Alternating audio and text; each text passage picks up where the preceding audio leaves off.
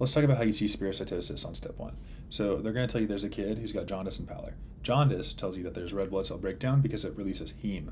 Heme is then converted into bilirubin, causing jaundice. So the child is going to have anemia, reticulocytosis, and also increased indirect bilirubin. Okay, all of that makes sense.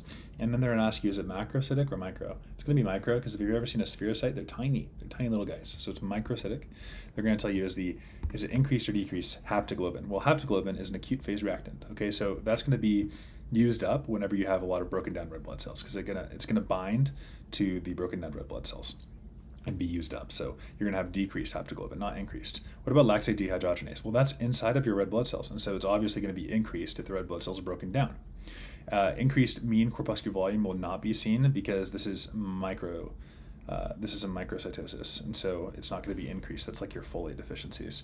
Red blood cell inclusions, that'd be like your Hal-Joel bodies and your Pappenheimer, like iron depositions. Those are associated with hemolytic anemia, but they're more seen with splenectomy and sideroblastic anemia. And so sideroblastic with the iron, Hal-Joel with the splenectomy. And so you're not going to be seeing those inclusions necessarily in this kid with just anemia without central pallor spherocytosis. So yeah. We got this kiddo, and the hallmark signs we need to look out for: increased lactate dehydrogenase, decreased haptoglobin, increased mean corpuscular hemoglobin concentration.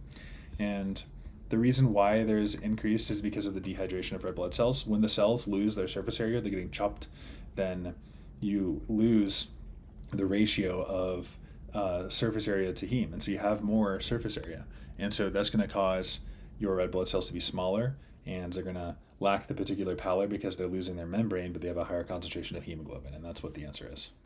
Okay, hopefully that helped you with spherocytosis.